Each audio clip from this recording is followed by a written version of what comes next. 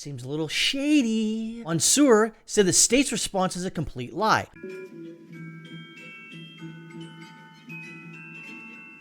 Please donate if you wish to. If you don't have the money, don't do it.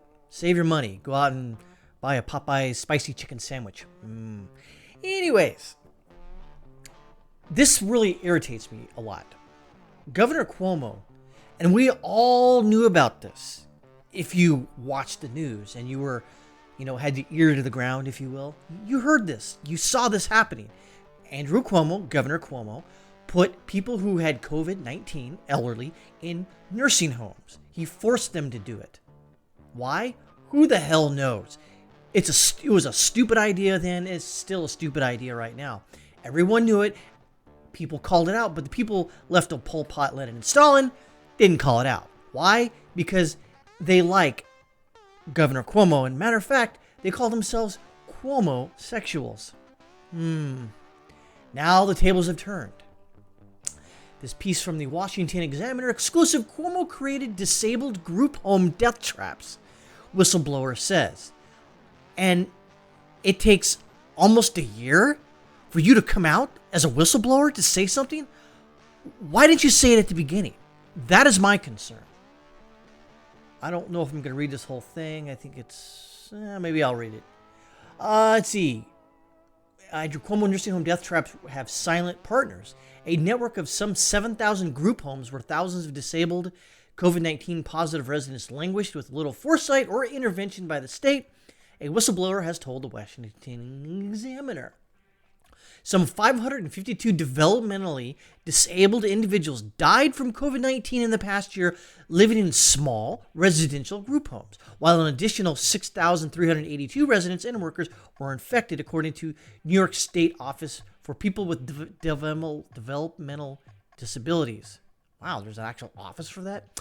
Anywho, no comprehensive protocol existed to combat the disease as infected individuals were purposely mixed with clean households, said care worker Jeff Mansour.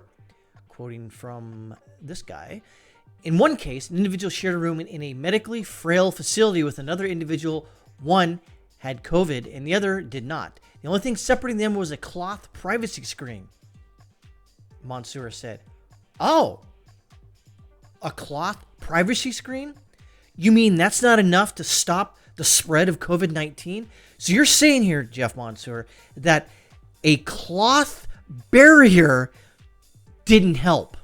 Oh, interesting. What other cloth barriers do we use?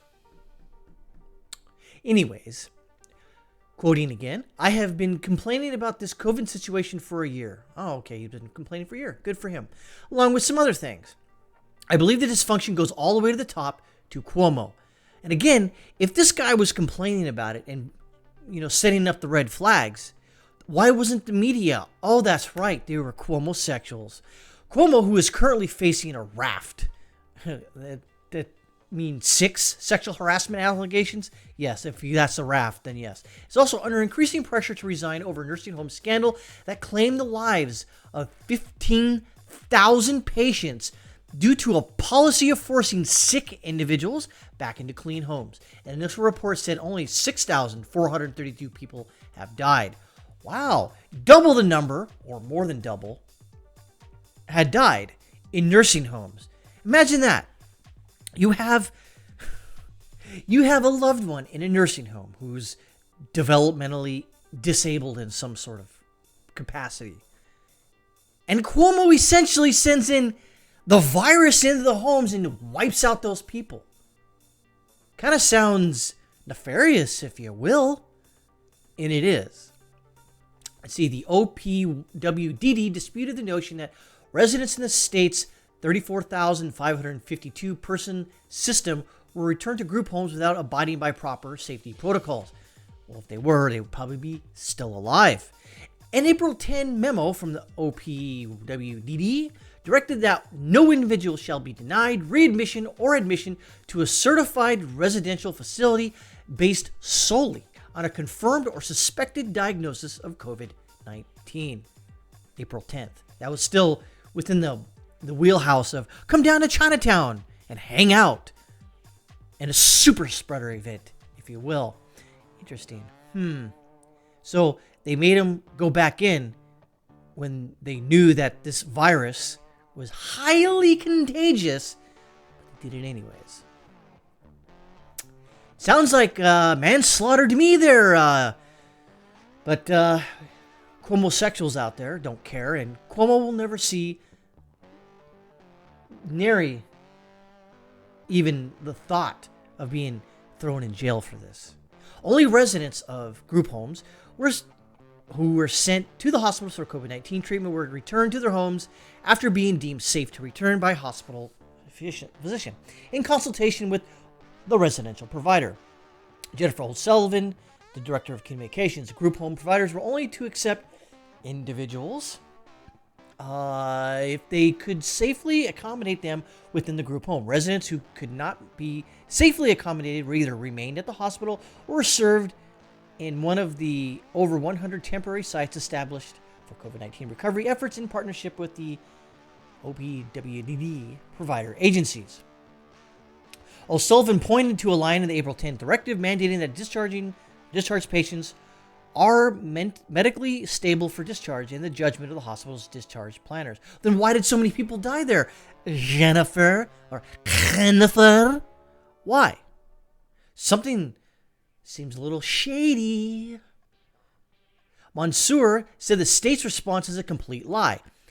At-home tests have only been utilized recently for most of the pandemic. The patients would go to a medical facility if symptoms arose and got a test that did not return immediate results. They would then return back home infected to lockdown, Mansour said. As far as recovery facilities, we never heard of a separate recovery facility. Oh. So who's lying? The whistleblower or Jennifer O'Sullivan or Cuomo-sexuals or Cuomo? Kind of sounds, manslaughter. But again, not a lawyer, not a prosecutor, but it sounds like manslaughter to me. He wasn't directly responsible, but he was indirectly responsible by sending in sick people into these facilities and then locking down and making sure no one can get out. Oh. See, these recent infections were discovered with COVID-19 tests at the residence. When they came back positive, the facility was locked down with infected residents remaining inside. The sick mingled with the healthy residents used the same restroom and ate in the kitchen because of a monitoring standard against choking, Mansour said.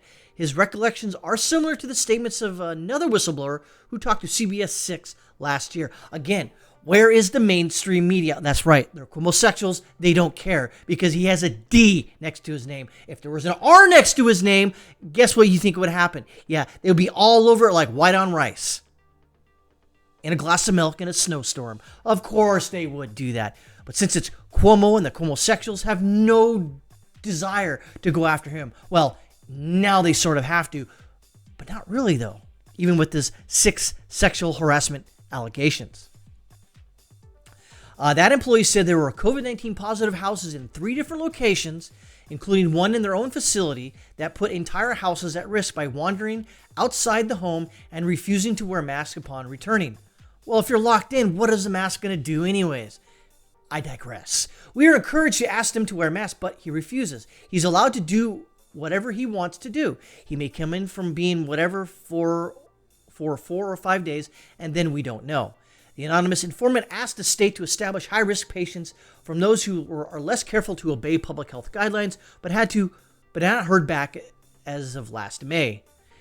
It's been brought to our attention, that whistleblower added. We have vacant respite houses. They're sitting there. They're not occupied. CBS 6 also asked Cuomo about his policy of workers who backfill the other group homes, spreading the disease. He said, quoting, "On the moving of staff, I don't know if that's the right or wrong or normal operating procedure or not, but we can check." Republicans concerned about the possible impact of Cuomo's OPWDD policy demanded answers during a hearing last month. And again, Cuomo is not going to see any jail time. He may end up resigning eventually, but he's not going anywhere, and he won't see jail, and he won't be brought up on charges. He may get sued possibly, But guess who gets to pay that? The state. The state will pay out of pocket your tax dollars in New York City, or maybe even federally too. New York City and the whole New York State will pay any damages incurred by those 15,000 families out there who had loved ones die and perish in infected group homes. And this is beyond anything. This is criminal. But like I said, Cuomo, nothing's going to happen to him. And if there was an R next to his name, you better goddamn believe that that guy would be up on charges, or a woman would be up on charges immediately. But since it's everyone's Cuomo-sexual Andrew Cuomo, they don't care. They don't care. The government, the federal government, the potatoes government, he doesn't care about this. You think the Justice Department's going to get involved? Hell no. But since it's a Me Too moment in Cuomo, he might get some backlash. But killing 15,000 disabled people, by the way, nothing. And that goes to show you that the bias is real. And if you don't think the bias is real, you're insane and you're a stupid mother. Anyways, hope you enjoyed the show. Make sure you see my other videos. And if you want to donate to my Subscribe Star, please do. If you don't have to either. And have a good day.